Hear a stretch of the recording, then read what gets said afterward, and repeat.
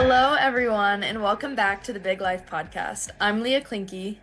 And I'm Kate Phillips, and we're so excited to have you guys here today for episode 8 of The Big Life. So, this week we have a special guest joining us, Berkley Mensik. Berkley is from Chicago, Illinois, and she's a senior on the Notre Dame women's soccer team. Berkley is my best friend here at Notre Dame, and she's an amazing soccer player. Some would say even the fastest in the NCAA. But beyond that, she's an even better person. She's one of the most positive and optimistic people that I know. She always has a smile on her face, and she is especially so mentally strong. Um, so today we'll be discussing the topic of injuries with her. But first, Berkeley, why don't you tell us a little bit more about yourself? Yeah, of course. First off, for everyone listening on injuries, you're in wonderful hands. I have plenty, so I have wonderful information to give you all. But a little bit about myself is, like Leah said and gave me such a wonderful introduction. I'm from Chicago. I'm from Illinois, so I'm not too far from Notre Dame. So it's a perfect location where I'm far enough from home, but close enough where I need to see my dog. Everything's going to be happy. Yeah, I play winger, and I love it. It's so fun. Leah gives me motivation every day at practice, pushes me. She's on the left, I'm on the right, so we battle it at practice. So if you ever think she's super good, you can thank me because I'm the one giving her the reps and she's breaking my ankles every day. Yeah, besides that, I love soccer. I grew up all my life playing it. I started when I was super young. I did it because my older sister did it, so obviously I had to copy her. And thank goodness she did it because I'm happy here at Notre Dame. I love it more than anything. It's the greatest school in the world. And yeah, and I'm number 18, so yeah, super fun. And a fun fact about me is that I made Shane Gillis laugh, who is a very famous comedian, and that is the flex of my life. This happened last this weekend. So as you can see, I'm super proud of it. So Okay, so why don't you tell us a little bit more about kind of your club soccer life and how, like, what led you to Notre Dame? yeah, of course. So, like I said, I'm from Illinois, so I had the honor of being part of a really wonderful ECNL program, Eclipse. We actually ended up winning the ECNL title my senior Woo! year. So, yeah, go ECNL Nation, go Eclipse. Um, and yeah, I actually joined Eclipse super late because of injury. My sophomore year, I ended up doing my knee, and my freshman year going into my sophomore year. And of course, a little cherry on top, it also was COVID year. So there's also just a ginormous gap in my recruitment process and soccer process in general. So I ended up joining Eclipse right after COVID, and it was amazing exposure. I couldn't recommend ECNL more for giving me so much exposure for just like not only like college coaches, but just such a high level of talent of women's soccer and so many amazing players that are all D1 as well with me. What did you do to your knee that year? And kind of like, how did you deal with that in high school? I guess that's like really hard, especially during COVID. You're like, I don't even know, like, how did that work with the hospitals and everything too? Yeah, so luckily it was right before COVID. So I did it like that March, like before it really hit. So Mhm. or honestly, don't date check me. I did it where it wasn't COVID quite yet. But the rehab process itself was. Um, so I had actually a super unique um rehab story for my first ACL. Keyword first. More information coming soon. But yeah, high school was crazy. It was definitely, I was so young. I like, of course, love soccer more than anything, but I truly didn't even really know much. I feel like ECNLs are so common nowadays. Like, I truly didn't even know much about ECNLs back in the day. Like, I feel like I kind of, maybe I started the trend, but it was so new to me, and I was, of course, terrified. But like, I had such a drive in my heart that I knew I wanted to continue going. And that's where my first ECNL, I was so grateful and um, just like so determined, like in my heart and in my mind, that I was like, okay, I want to do soccer. I want to continue playing soccer. This isn't over for me yet, even though I'm just a high schooler that has no idea what her future is in store for. So yeah, my first ECNL, especially in high school, is what truly mentally trained me for me now, senior year at Notre Dame. I would have it happen over and over again if I could, just for how much it taught me at such a young age. And it's prepared me for, disclaimer, my newest ACL. So Okay, so kind of going off of that, so you get recruited in high school after you recover from your first ACL. You get the great opportunity to come to Notre Dame and tell us kind of about your season so far as a Notre Dame. You're a senior, so this is your fourth season. Tell us about how that's been going and then also with injuries. yeah, of course. So yeah, I kind of didn't, I apologize. I didn't finish the ending of that story, but my senior year, of course, I ended up getting the amazing opportunity to come to Notre Dame. My dreams came true. And yeah, and then I came here and it was absolutely amazing. I had a wonderful freshman year. We had such a stud team. So many players. I want to say most of our starting 11 truly went pro, and if not that year, the next year went pro. So it was just such a wonderful experience playing against the best of the best, like so many talented players. And unfortunately, that freshman fall, oh, sorry, that freshman spring, the first day of practice, um, luckily I scored right before it, but it was just a practice and I went to volley it, missed the volley, so whoops. But yeah, I planted and I just felt like my whole knee go out. The same knee, my left knee. Um, and like instantly right when it happened, like I knew.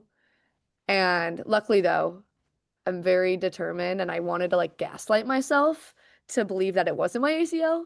So like I did it and I like went like, whoa. And I was like, please, no, no, no, no. So like I started jogging. Like I jogged right off. I was like, I need a sub and like just jogged straight off the field, jogged to my coach, and I was like, I need to see the doctor. Kept jogging. ACL doesn't affect me. Jogged to the doctor and I was like, you need to check my knee. Like I think I just tore my ACL. And she did all the normal ACL things, any ACL recovering people know the deal of the shake, and I tore it and I was absolutely devastated because I was like, it was the second time I've done my left knee and I truly like had no idea what to do. Um, to make matters even worse, Leah, right here, my amazing best friend, and then my other best friend, Lainey Matriano, go Notre Dame. They weren't here either, so I felt even just like they were at an amazing camp because they're baddies for the USA national team, duh. And I just felt so alone in that moment. Like I just didn't even know what to do. I like didn't even have my best friends really to turn to. I was just so beyond lost. And like I would truly say like out of my entire life experience, that was like the moment where I think I was like hit rock bottom. And yeah. Mm-hmm. Yeah, so how, like, you're such a positive and optimistic person. So talk a little more about kind of how, like, how's your outlook on everything that's happened so far, so positive and like you hit rock bottom, like how did you recover back from that? Yeah, that is such a wonderful question. I feel like that moment was truly like my testimony in my journey to being a Christian and being a follower of Christ. There's just a beautiful quote that I truly live by, and it's like you need to hit rock bottom to realize that God is the rock. And in that exact moment, I had this unbelievable Holy Spirit moment here at Notre Dame at the Grotto, which is, if you ever come to South Bend, please go to the Grotto. It's just like an unbelievable place that one of our priests actually says it's the closest he feels to heaven. So that's all I really have to say about it. That shows the power of the Grotto. But in that exact moment, the day I tore my ACL, I went to the Grotto and I just, and previously I wasn't a very faithful person at all. I just didn't grow up with it really. Of course, I always knew like thought there was a God, of course, but I never grew up learning it. I was never really like learned anything about God or anything. And it was in that moment, the day I tore my ACL, where I went to the grotto and I just prayed for like 30 minutes. And I had this just like beautiful feeling in my heart that was like, I knew it was going to be okay. And that was the day I was saved. And now, and that moment, and every moment ever, um, I just have such a beautiful outlet on life because I truly believe everything happens for a reason. I believe that regardless of any pain or sadness or anxiety or any negative word that you're ever feeling emotional wise, um, that won't ever compare to the beauty that's coming and the beauty that's ahead. And I feel like that's a perfect example. Like I was at, like I said, the worst part of my entire life where I was like, oh my gosh, I'm heartbroken. I don't even know what to do. Um, but I wouldn't take it for the world, sorry. I wouldn't take it for the world. It was truly is who I am in that moment is like one of my favorite moments in the world. If you ever saw Inside Out, core memory, it was a core memory, even though it was sadness, it was also happiness because I am the strongest version of myself because it put me, and now talking about the actual injury process, like um that one was actually it was my ACL, MCL, and like I said, I already tore my left knee, so this is super rare. I'm unique, yay. But they actually ended up going into my right knee to remove part of my patella tendon to put into my left knee. So it was a double knee procedure, which rather than just a 9-month ACL recovery, um, it turned into over a 12-month recovery with a few setbacks because of the rehab process, not because of my mental strength, obviously. But we just had some technical issues with the biodex and everything. But yeah, I was completely bedridden for nearly a month. Genuinely, I couldn't bend either of my legs. Like I would, like Leah could maybe add some input. I was at the lowest of my low, but like that instant moment, like I said, like I just knew I was like, this is going to be worth it. I don't know why this is happening to me right now. Not at all, not a single clue, but I know that this pain that I'm enduring now will all be worth it in the end. And I promise you, if anyone's ever feeling that way with their injury, just truly hold on to that hope, whether you believe in a God or just the philosophy of everything happens for a reason. And I promise you, I've had one moment of ACL, two of ACLs, of double knee surgery, like terrible upon terrible of injuries. I promise that so much more beauty will come out of it and it gets better. You're like, I feel like you're the perfect example for like any younger girl who's like going through an injury to like look to, and even like people on our team now, who maybe be out for a little bit, definitely look up to you. Like Berkeley's the type of person, for those who don't know. Like every day I'm like, Berkeley, how are you? She's like, I'm wonderful. I'm amazing. Like an hour right after she woke up from surgery. That's what she's saying. Like that's the type of person Berkeley is, and she just like spreads so much joy, and like you would never even like think she's having a hard time. I'm sure like in her head she's having a hard time with the injury, but she just likes to just spread joy to others, and then in turn it makes you happier as well. So that's like super, like that's so strong of you to do that, and like that's so hard for you to do. Thank you. Thank But you. It's so you do sweet. such a great job at it. And yeah, Um, I know everyone looks up to you. thank So tell us more about the rehab kind of from your ACL injuries. How's that been like, especially the double knee surgery? Like kind of walk us through like the progression that you had to do. Yeah, so fun. I haven't even told the wonderful viewers yet. I actually just tore my ACL again. Third time's a charm. I just did my right knee. I haven't done that one yet. Left twice, right once. So now it cancels it out. So now I have wonderful knees that look cool. So yeah, my double knee process was completely different than the process I have right now.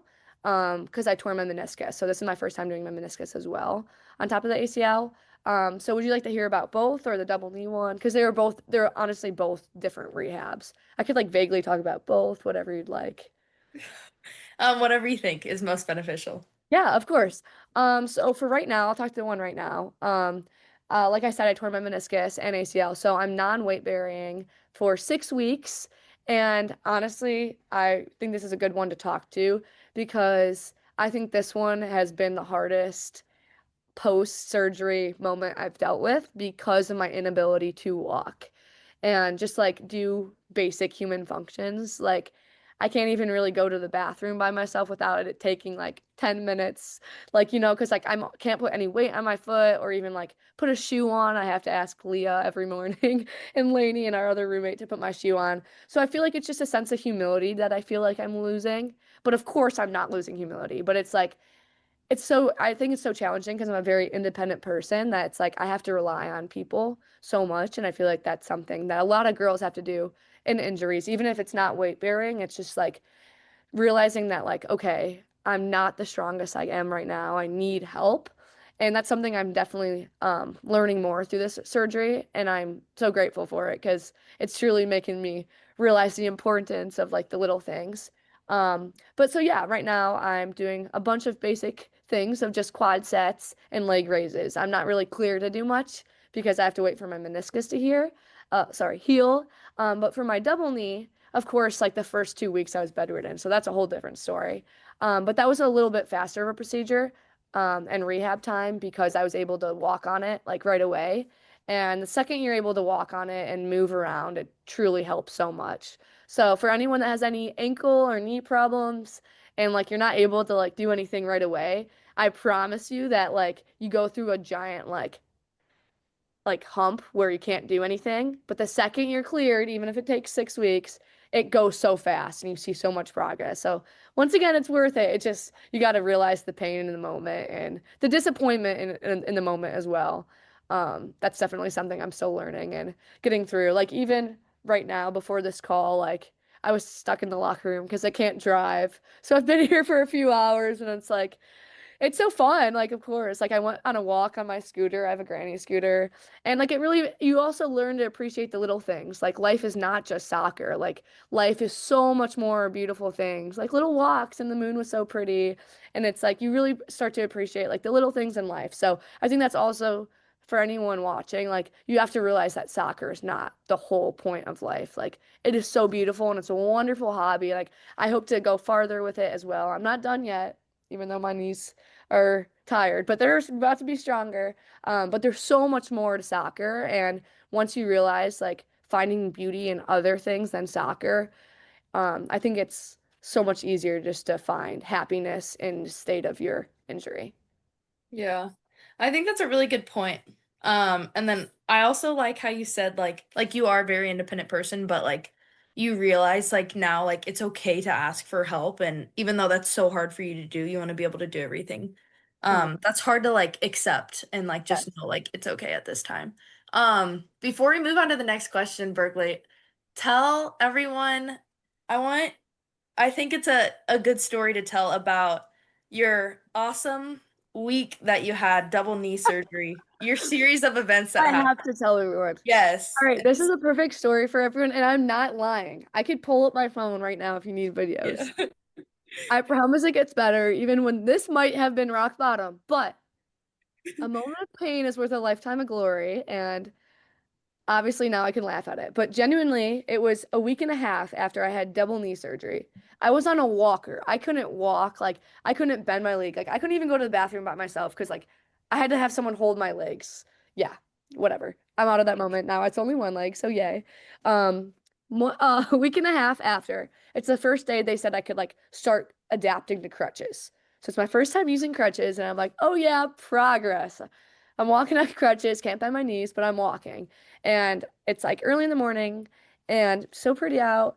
And I'm in the parking lot and not in, also, let me clarify, I'm not even in the middle of the parking lot. I'm like where normal people walk on the side of the cars.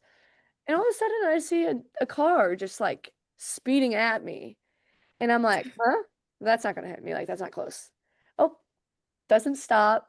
And all of a sudden, bam, it's completely last second, goes like this, smacks me, completely sideswats me, got hit by a car, and I like put pressure on both my legs, like somehow like used my legs to like stand, which I like wasn't low-key supposed to do, but like I had to because I was just hit by a car. And I start hyperventilating because I was like, oh my gosh, am I okay? Like I just had double knee surgery, like I just got hit by a car, like I just used both my legs, like, Dad, help, Dad, help.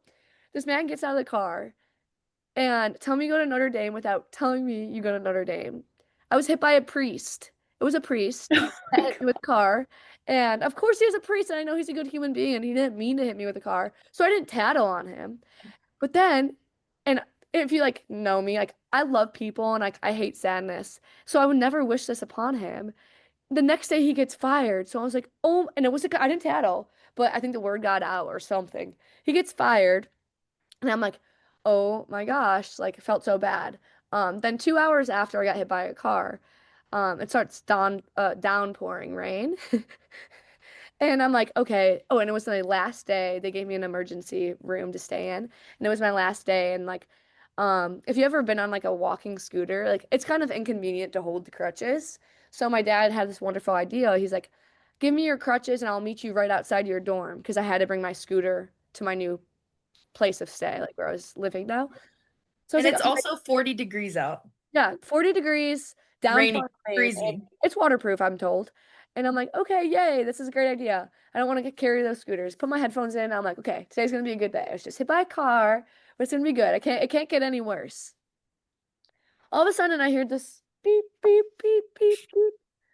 I'm in the middle of the quad. Notre Dame's a very small campus. Cars aren't allowed. Like, there's no way of getting me. My scooter completely breaks down in this pouring rain and tell me to go to Notre Dame without telling me you go to Notre Dame. Two priests walk up to me. He's like, everything okay? And then they give me a poncho. So thank goodness at least I had a poncho to not get wet. But yep, so then I was sitting in the downpour pouring rain in 40-degree weather, um, for 45 minutes before the Notre Dame police had to come carry me. Because keep in mind, I'm not able of walking because I just had double knee surgery. They had to carry me out of my scooter into the back of their cop car and then drive me home. And my dad was like, where have you been? Freaking out. I'm like, my scooter died. It can't get worse. So I'm like, okay, this I can only laugh at. Like, I have to see the happiness. Like, this is the worst day ever. Yep. Remember how I said I was in the rain for 45 minutes? Phone all of a sudden just doesn't turn on. Phone's completely broken. Had to use the iPad for the rest of the week. So yeah, if you're ever thinking your knee hurts or your ankle hurts or your injury hurts, or say if you get hit by a car, just know it gets better. I promise. Because now isn't it such a great story to tell? Yes, it's funny to look back on, but it's not. It's just a testament to your character, and it was bad So yeah, if bad anyone needs circumstances. to see the videos, DM me, I'll send them to you. But yeah, it's like my coach's like go-to story to tell now Yeah, you on definitely made the people's best of it. visits. Yeah, of Yeah. course. And that's Well, the thing. Like, oh, you could always make, and I hope people realize, like, regardless of like injury or just having a bad day, like you could always find the best in the situation. And I think that's a perfect story to capitalize on that. yes, it is. Because even during this time, what does Berkeley do? She gets on her iPad, logs onto her email, because that's the only thing she could get on her iPad. Makes a group chat with everyone on our team's email, so group chat on email, and is sending selfies of her. So that's what after this bad week, she's Laugh. And still like you could only that's what she's laugh. doing. Yeah. Oh my gosh. Okay, yeah, I just wanted everyone to hear that because that's a crazy story, but I mean, very unfortunate, but you make the best out of everything, of course. And now it's, I guess, not funny to look back on, but kind of funny at the same time. Next thing, what is your like future look like and where are you at in your rehab process now and what is kind of your future? What would you want that to look like in regards to soccer currently? Course. So right now I'm 11 days out of surgery. So I'm just kind of there. It's just like the baby steps, but it's of course the small moments too. Like yesterday I hit 90 degrees, which is so great and so fun. So that's also something I would love for like people to know, like truly take advantage of all the small moments because they make it so much more enjoyable rather than focusing on like big moments of like, oh, I can't wait till like I'm able to jog. Like no, take advantage of the small moments because that's like I had a wonderful day yesterday because I was like, yay, I hit 90 degrees. So that's something to note as a student athlete and young soccer player. But yeah, my process is definitely going to be longer. It's 9 months. So my next few steps are just waiting till I'm able to not weight bear anymore. So I can't wait for those moments. So that's about 5 more weeks. 4.5, I think about now. Um, but yeah, when it comes to after this, even though I've had three, one of my favorite, I've done a bunch of research and I hope everyone knows if you ever do three knees, you're physically 100% capable of coming back from three knee surgeries, two knee surgeries, even four. It's 100% mentality that holds people back and believes that they can't do that. So yeah, with that said, I'm definitely going to come back from this. I'm not done. I feel it in my heart that I'm not done with soccer. So my goal is to, luckily, I do have a fifth year now. So I do plan on taking a fifth year. fingers crossed that hopefully I'll listen to my body, but everything goes smoothly and like my body allows me to, of course, continue and nothing happens. But my goal is to hopefully continue soccer, take a fifth year, and my dream would be to go play overseas. So fingers crossed for me, everyone. I would love to do it. But yeah, I just have a feeling in my heart and I feel like in my mind and my whole body, even in my knees, that I'm not done with soccer quite yet. So Mhm. Yeah, you're so positive, like it's amazing. Like literally, so like any young girl like is gonna have like so many takeaways from just how positive you are from just everyday life. Finding like the small things, like the good in the small things. What is like, have you found like any like hobbies outside of like soccer, just from like obviously being away from it? Like anything, any new hobbies or anything like that? yes, you asked the right person for this. I love hobbies. I love hobbies. So I love to paint, but I actually haven't painted yet, since my injury. But I love to paint. Right now, I love to, this is so embarrassing. If you see me in South Bend, no, you didn't. I like to go on walks, but I can't walk. So I go around my scooter with my headphones on, listening to music like this. And I pretend I'm making a movie. So that's another fun hobby, walks. I also love to read my Bible. That's something that I think is a great way to start and end your day. And also keeps my positive energy going, of course, because it's a great reminder in the morning of like, God is with you, everything's great, there's joy to come. And then before bed, that sets me from a good day, knowing that everything's going to be wonderful tomorrow and it's a new day. I also play the harmonica. So sometimes I haven't done it in the house yet because for all the viewers, me and Leah are roommates and it's wonderful. But I feel bad because I don't know if the walls are small. So I don't No, want you can to do it in the I don't house. want to play the harmonica. I asked our other roommate, I was like, "Hey, Lainey, can you hear this?" And she heard it. So when It's they okay. aren't We don't there, I mind. play the harmonica. And I also absolutely love like the lakes. We have beautiful lakes here. So I just love surrounding myself with nature. Um and yeah, that's some of them. I can give you more, but I'm sure harmonica was enough. So many hobbies. Okay, I know that you're all big about, you have so many like quotes that you live by. What is your favorite one? Oh, okay, this is so hard. I am a very big mind person. I didn't really like get on that, but real quick, I'm plugging Mamba Mentality, Michael Jordan, everyone, if you ever need a good mind, like mentality, just motivation, read that book, watch Michael Jordan interviews. Beautiful, beautiful minds. Um, but with that said, my all-time favorite quote is from Michael Jordan. He's my icon in life. My goal in life is to shake his hand because like I sound crazy, but in soccer, like even when I'm healthy or even in rehab, like I tell myself like Michael Jordan's when I need a lock in. Like say I can't do like a quad set, if I can't lift my leg, I'm like I take a deep breath and I say, "Okay, Michael Jordan's watching you right now." Because he's like my life icon in life. And my leg races. Like I can you not? I promise you. Like that's the power you have in your mind. Like a lot of times even for injuries, like it's your mind that kind of like of course there's pain there and that's your mind telling you that there's pain there so it sets you back. But once you realize that like okay, yes, there's pain there but I could still do this, that's also set me up. So that's kind of goes back to the rehab question. Sorry, I'm rambling. But my all-time favorite quote is from Michael Jordan. Limits, like fears, are often just an illusion. And I feel like that's a beautiful quote for injuries and like everything in life. Like you truly are capable of whatever you set your mind to. If it's injury, if it's soccer, if it's speed and agility, you're truly capable of it. It's your own mind sending you back if you don't think you can do it. So, yeah, that's my favorite. But I also have a really great one I'd love to share for anyone that is an injury related quote. It's kind of long, but it's so beautiful. It's from Rocky Balboa, but it's um pain is temporary. It may last a minute, a day, a month, or even a year or 9 months, but eventually it will subside and something else will take its place. If you quit, however, it will last forever. So, yeah, I love that quote so much. And I feel like, especially right now, that's something I'm telling myself. Like, if I were to quit from my third knee, I would just know, like, in the future, like, I'd be like, oh my gosh, the pain of me quitting is worse than me rehabbing back. So I love that quote, and I feel like it's a great quote for anyone that's ever feeling like they need to quit or their injuries really, really getting ahead of themselves. That, yeah, pain is temporary. So I love those quotes. thank Yeah. you. Yeah, I have more if you ever need some. One Yeah, last there's one about pain. A moment of pain is worth a lifetime of glory. Those connect. That one's a great one. So yeah, yeah. pain, Those are all super pain has good. nothing on us. So Yeah.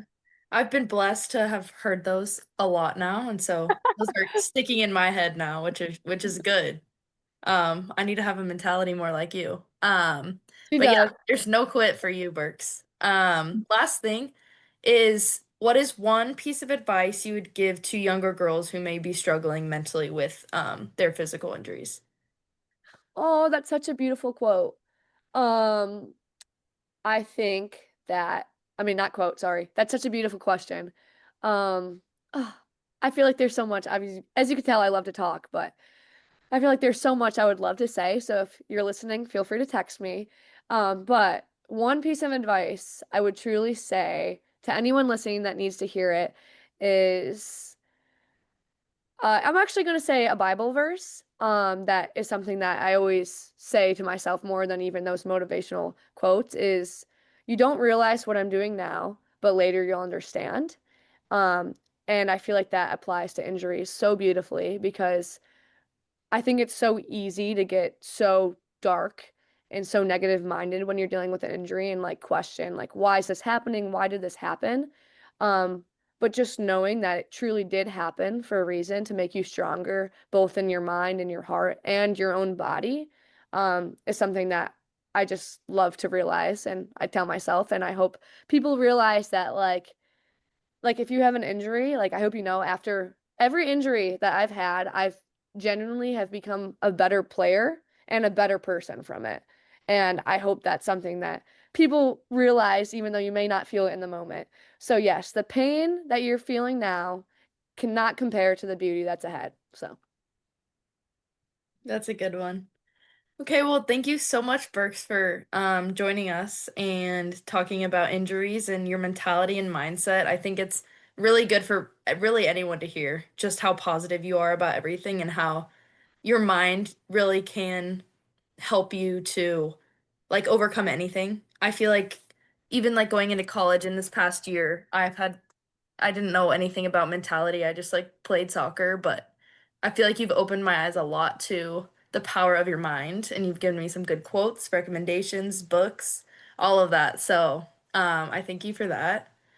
And just thanks for joining us. oh my gosh, well thank you for having me. This is the best podcast in the world. So I'm so honored to be here. So thank you guys for having me. Of Yes, course. thank you so much for Yeah, coming of on. course. So great to finally meet you guys. Well, meet you, Kate. Love Yeah. the work. And yay, maybe we could all pass the ball with each other in 9 months. Perfect. Yay. It was so great to have Berkeley join us on for this episode of the podcast. What was your biggest takeaway, Kate? I think my biggest takeaway was when she was talking about that like you're bigger than your like soccer, like your soccer career, because obviously she's had a lot of time away from soccer and kind of found like her why outside of soccer. And I think that's a huge thing just for like college athletes, anybody playing sports, like knowing your why outside of your sport because um like it's gonna be there for a lot of your life, but it also like it's also not gonna be there at times. So finding your worth outside of your sport is huge and great for like to keep your mentality like high, positive, like just because a lot of athletes base everything off of their sport. So I think she was a great person to kind of talk about that because she has been away from soccer for like months on end, even like a year. Um, so that was awesome just hearing it from her, and I think great for a lot of younger athletes to hear or people going through injuries that you can have like a why outside of your sport.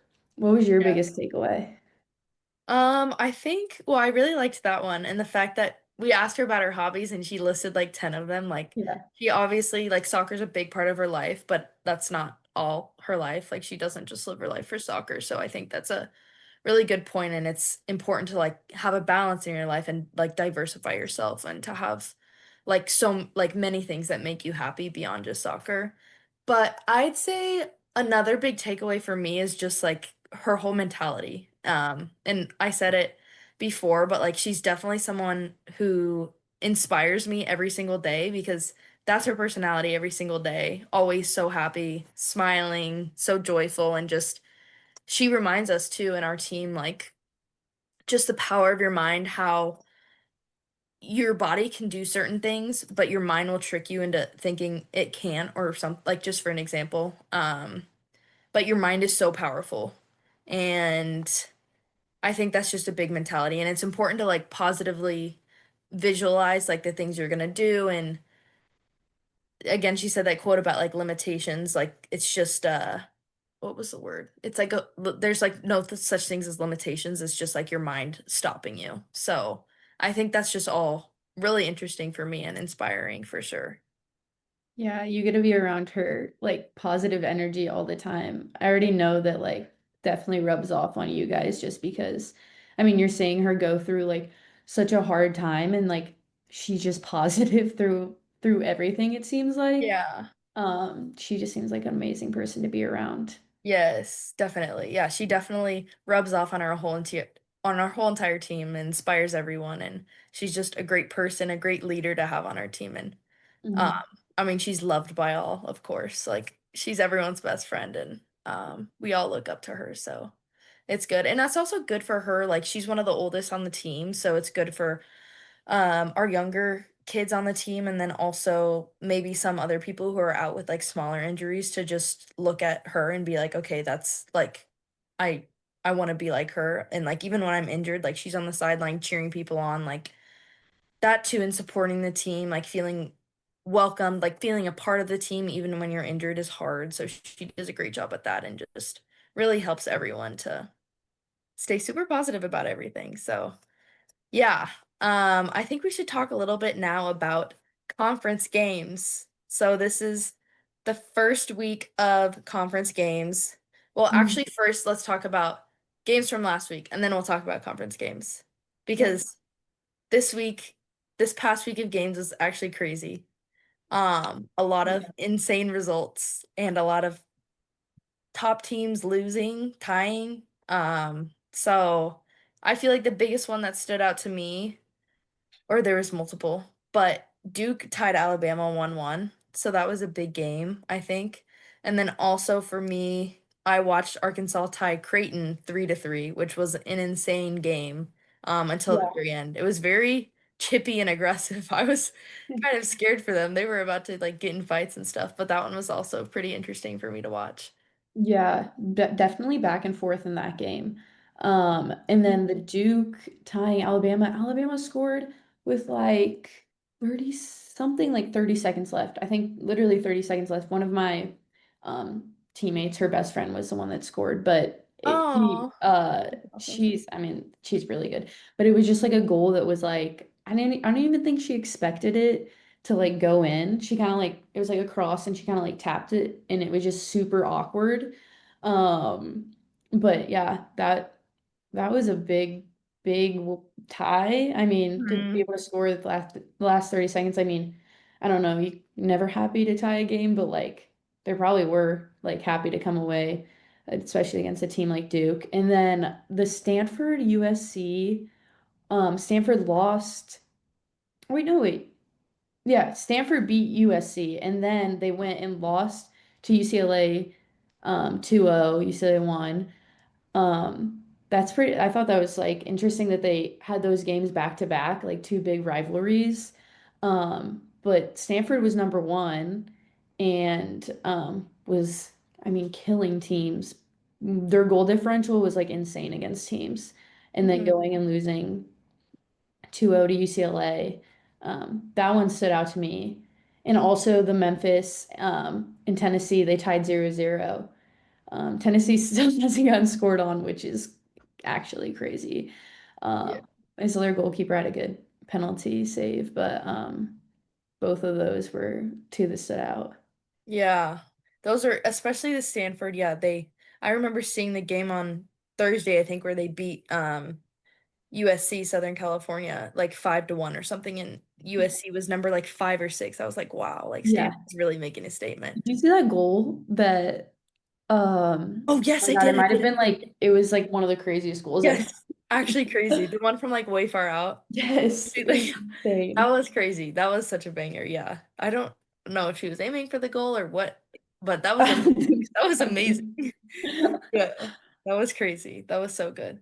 Um, but yeah, so that was an interesting weekend for them. I'm sure it's Mhm. easy when you beat a really good team to like really be on the high and Mhm. then be like, oh, we have an easier team the next game, and then maybe like lose a little bit of concentration and focus. So I don't know kind of what happened there, but I'm sure they'll grow from it and learn and come back better the next week. But Mhm. yeah, that was definitely an interesting set of games for Stanford there that weekend. Yeah, definitely. Um, and then the last two games that stood out were Northwestern beating TCU 1-0, and then Wyoming beating Georgia. So those are just some not unranked teams beating ranked teams, which is, I mean, that's really good for those teams, and they just came hyped and ready to play. So, Yeah, conference games start this week, which is really exciting. Who do you guys play this week? so this week we only have one game, and it's at NC State. So get on a plane, travel to North Carolina, and we'll play them. So I'm super excited to start conference. So exciting. It's just it's posing a new challenge for us. The ACC is so good. So, but we're excited. We're ready. I think we play North Carolina State, and then like the next 3 weeks we play Duke, North Carolina, and FSU like back to back to back. So we're excited and we're ready. But first, North Carolina State, we're ready to take them down in North Carolina. So yeah, who do you guys play? We play Texas on Friday. So again, 1 week game. I mean, Texas is always a good team. So again, like exactly like you said, like SEC is a new challenge. Each team you play is good. There's never a game that's like, oh, I don't know. We never come out like, oh, this is a team we can beat. But I mean, in SEC play, it's like one after the other. You just got to be ready. Because we play Texas, then we do play Tennessee at home, which I mean, great team, and then we go to Kentucky. So yeah, always exciting and excited Mhm. to get into conference. It's actually crazy that it's already started, but Yeah, it actually, that's so insane. It's flown by. The season has flown by so fast already. Mhm. But yeah, I feel like especially in conference, it's like everyone's so good. Like the margin between teams is so small. So it's like on any given Mhm. day, any team can win, and you just have to stay focused for every game because there's no easy games. Yeah. And then let's talk a little bit about how so in conference, or this is how the ACC works. We'll have our regular season, and we'll have a regular season ACC champ, and then we'll have an ACC tournament champion. So I guess we have two different champions. Sometimes they're the same team, sometimes they're different, but and then the automatic bid for the NCAA tournament comes from that ACC tournament. Is that also how the SEC works? Yeah, we have conference champ and then a um like tournament champ. Tournament But champ. Okay. SEC, I don't know if it still is this, but it used to be like an East and a West champion. I don't know if that's a thing Oh, anymore. I I remember that see. was at one point, but I don't know if it is anymore. But I know like last year, like Mississippi State was like like conference champions, and then Texas was like they had won the tournament. Tournament. Yeah, I see. And I they think get it's automatic bid. yeah, okay, yeah. I think that's how most conferences work. There's kind of two Yeah. championships, but the automatic bid goes to the tournament champion into the NCAA tournament. Yeah. Yeah. But anyways, it's crazy that we're starting conference play already. No.